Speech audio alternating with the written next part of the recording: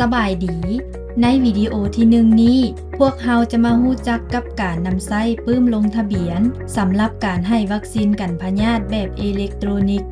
หรือที่พวกเราเอิ้นสั้นๆว่าระบบ EIR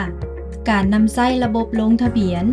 การให้วัคซีนกันพยาธิแบบอิเล็กโทรนิกส์หรือระบบ EIR แม้นมีปื้มบันทึก1หัวที่ใช้ในการเก็บกำข้อมูลส่วนบุคคลของเด็กน้อยแต่ละคนเช่นชื่อและนามสกุลวันเดือนปีเกิดเพศและอื่นๆปื้มบันทึกดังกล่าว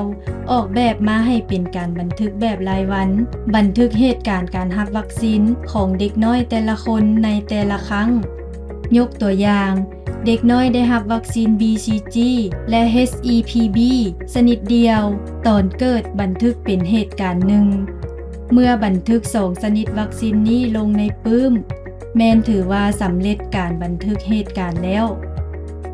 บาดนี้พวกเราจะมาเบิ่งรายละเอียดของปื้มลงทะเบียนนำกัน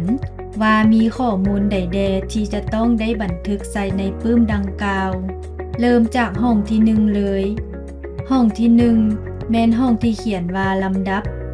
ห้องนี้แม่นสำหรับเขียนเลขลำดับผู้ที่มารับบริการในมื้อนั้นห้องนี้ออกแบบมาให้มี10แถวหมายว่าหน้า1จะสามารถบันทึกได้10คนเท่านั้นแบบฟอร์มได้ออกแบบมาเป็นขนาดเจีย A4 หน้าหลังใน1ใบดังนั้นใน1ใบจะสามารถบันทึกได้20คนห้องที่2แม่นห้องที่เขียนว่าประเภทห้องประเภทแม่นให้เขียนเก่าหรือไม่ซึ่งหมายถึงผู้ที่มารับวัคซีนแม่นเด็กน้อยผู้เก่าที่มีรหัสเฉพาะเด็ก12ตัวเลขแล้วหรือแม่นเด็กน้อยผู้ใหม่ที่ยังบ่ทันได้ลงทะเบียนในระบบเทื่อเด็กน้อยที่ยังบ่ทันได้ลงทะเบียนในระบบอาจจะแม่นเด็กเกิดใหม่หรือเด็กที่ได้รับวัคซีนที่ผ่านมาแต่บ่ทันได้ลงทะเบียนก็ได้ห้องที่3แม่นห้องที่เขียนว่ารหัสเฉพาะเด็กห้องนี้แม่นสำหรับเขียนรหัส12ตัวเลขของเด็กน้อยที่ได้ลงทะเบียนครั้งทำอิฐเข้าในระบบ EIR ภายหลังลงทะเบียนข้อมูลส่วนบุคคลแล้วระบบจะสร้างรหัสเฉพาะเด็กน้อยขึ้นมาแบบอัตโนมัติพนักงานผู้ลงทะเบียนจะต้องได้เขียนรหัสดังกล่าวใส่ในห้องรหัสเฉพาะเด็กเพื่อเป็นข้อมูลอ้างอิงในการติดตามการรับวัคซีนในครั้งต่อไปและเพื่อให้สถานที่บริการอื่นสามารถค้นหาข้อมูลการรับวัคซีนของเด็กน้อยคนดังกล่าวในระบบได้โดยนำใช้รหัสเฉพาะเด็กในการค้นหารหัสดังกล่าวยังต้องได้เขียนใส่ปื้มติดตามการรับวัคซีนของเด็กปื้มสีเขียวในหน้าทำอิฐบอนวันเดือนปีเกิดของเด็กหรือปื้มติดตามการฝากท้องของแม่หญิงถือพาปื้มสีบัวหน้าที่57ใบยั่งยืนการรับวัคซีนของเด็กห้องที่4แม่นห้องที่เขียนว่าชื่อและนามสกุลห้องนี้ให้เขียนชื่อและนามสกุลของเด็กน้อยที่ได้ลงทะเบียนทางการตามกฎหมายแล้ว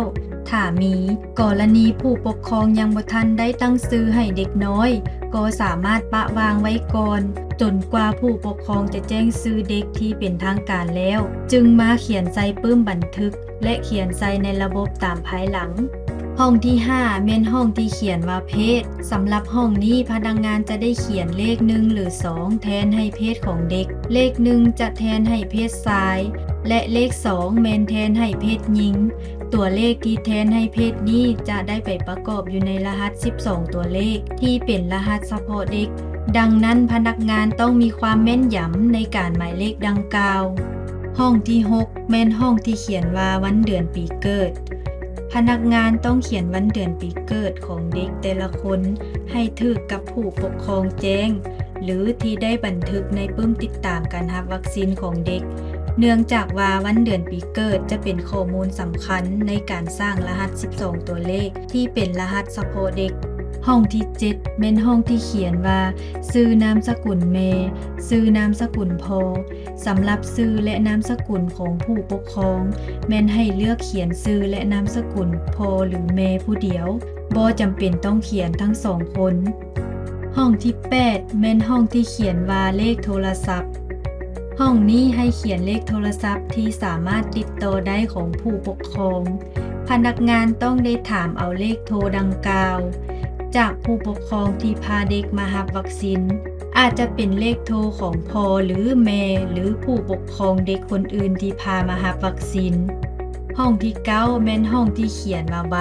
บ้านขึ้นกับเมืองแขวงห้องนี้แม่นให้เขียนที่อยู่ของเด็กบ้านเมืองแขวงที่ระบุอยู่ในสัมมโนครัวทางการในเวียกงานวัคซีนกันพยาธิของสปป.ลาวจะมีบ้านน้อยหรือจุดซักยาที่ขึ้นกับบ้านมีกาจ้ำทางการพนักงานสามารถเขียนซื้อบ้านน้อยใส่ได้ถ้าเห็นว่าสามารถติดต่อผู้ปกครองเด็กได้สะดวกกว่าห้องที่10แม่นห้องที่เขียนว่าชนเผ่าสัญชาติพนักงานต้องได้ระบุชนเผ่าและเขียนสัญชาติของเด็กใส่ในห้องนี้กรณีเด็กน้อยเป็นคนต่างประเทศก็ให้ระบุเพียงแต่สัญชาติบ่จำเป็นต้องระบุชนเผ่า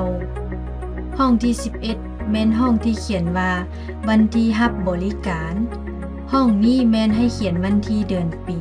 ที่ตนเองให้บริการวัคซีนทุกครั้งห้องที่12แม่นห้องที่เขียนว่าซื้อวัคซีนพนักงานต้องได้เขียนซื้อชนิดวัคซีนที่ได้ให้บริการในมือนั้นใส่ห้องนี้ทุกครั้งเพื่อเป็นข้อมูลอ้างอิงการรับวัคซีนของเด็กแต่ละคนก่อนจะป้อนเข้าในระบบกรณีเด็กได้รับวัคซีน3ชนิดในมือเดียวแม่นให้เขียนชนิดวัคซีนที่4ลงไปแถวลุ่ม1แถวห้องที่13แม่นห้องที่เขียนว่าประเภทบริการพนักงานจะได้บันทึกว่าการบริการในมือนั้นเกิดขึ้นอยู่ไสเป็นการบริการคงที่หรือเคลื่อนที่ไปกลับหรือเคลื่อนที่แฮมคืนข้อมูลในห้องนี้จะช่วยให้ระบบสามารถแยกให้เห็นปริมาณการให้บริการเกิดขึ้นอยู่สถานที่ใดหลายเพื่อจะนำใช้ในการวางแผนการจัดตั้งปฏิบัติในต่อหน้า